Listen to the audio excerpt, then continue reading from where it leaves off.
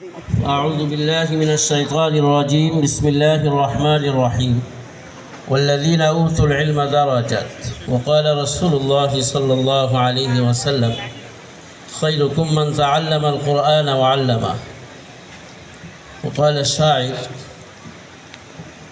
قیمت ہر چیز را دانی کے کست قیمت ہر چیز را دانی کے کست قیمت خود را ندانی احمقیست আলহামদুলিল্লাহ আল্লাহ রব্বুল আলমিনের শুকরিয়া যে আল্লাহ রব্বুল আলমিন অত্যন্ত গুরুত্বপূর্ণ এই মহতী অনুষ্ঠানে কিছু কথা বলার সুযোগ করে দিয়েছেন। তো আমি কোরআনে কারীমের একটি আয়াত পড়েছি। আল্লাহ রব্বুল আলামিন বলেন, যাদেরকে ইলম দেওয়া হয়েছে তাদেরকেই সর্বোচ্চ মর্যাদা দান করা হয়েছে। রাসূলুল্লাহ সাল্লাল্লাহু আলাইহি ওয়াসাল্লাম ইরশাদ করেন, তোমাদের মধ্যে সর্বোত্তম ওই ব্যক্তি যে কোরআন শিক্ষা করে এবং শিক্ষা দেয়। মরহুম মুহতামিম হযরত মাওলানা মাহমুদুর রহমান সাহেব হুজুরের কাছেই আমরা বুখারী শরীফ পড়ার সৌভাগ্য হয়েছে। এই হাদিসের তাকরীরে হুজুর বলেছিলেন, হুজুর পড়েছেন হুসাইন আহমদ মাদানী রহমতুল্লাহ আলাইহির কাছে।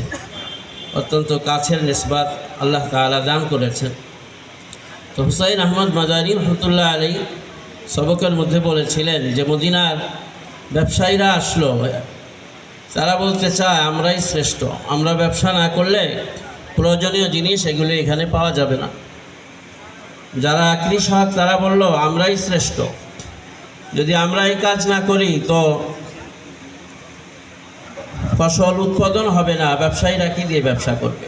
যারা দায়িত্বশীল প্রশাসনের লোক ছিল তারা বলল আমরাই সর্বশ্রেষ্ঠ, যেহেতু আমরা এই উভয় দলকে পরিচালনার মাধ্যমে সুন্দর ব্যবস্থাপনা গ্রহণ করে থাকি।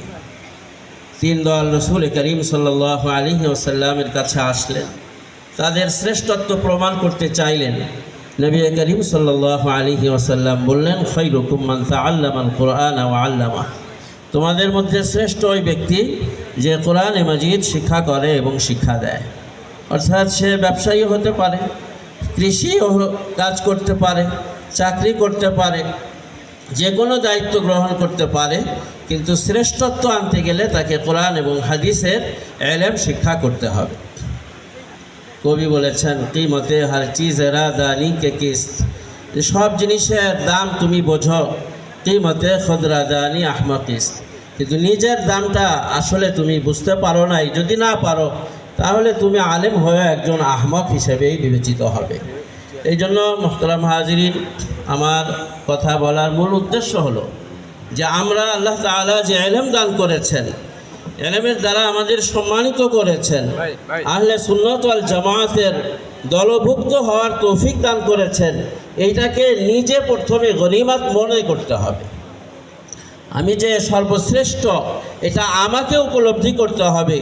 আমি যদি এইটার মাধ্যমে অন্য চিন্তা করি, এটা আমাকে করতে হবে, কিন্তু আমার অন্য দায়িত্ব, এটা আমার বিশেষ কাজ, তাহলে আমি আহমকের দলভুক্ত হয়ে গেলাম। এই জন্য আমার পরামর্শ হবে যে আমরা এই ইলম যাতে ইলমের সাথে লেগে থাকতে পারি, এরকম একটা পরিবেশ সবারই করতে হবে। তারই সাথে সাথে ওলামায়ে দেওবন্দেরও শুনেছি যে প্রত্যেকের কিছু কিছু ব্যবসায়িক বা অন্যভাবে কিছু আয়ের উৎস থাকে, যার কারণে এমনও হয় যে কথার কথা মাদ্রাসা থেকে যদি বেতন নাও পাওয়া যায়, সমস্যা দেখা দেয়, তাহলেও যেন আমি ইলম থেকে সরে না যাই, তার মাধ্যমে আমি আমার ব্যবস্থাপনা করতে পারি। এইভাবে যদি আমি করি তো ইনশাআল্লাহ আমার ইলমের মর্যাদা আমি দিব এবং দুনিয়ার মধ্যেও প্রতিষ্ঠিত হব, আখিরাতে আল্লাহ তাআলার কাছে আমি প্রতিষ্ঠিত হতে পারবো। আল্লাহ রাব্বুল আলামিন আমাদের সকলকে আমল করার তৌফিক দান করেন।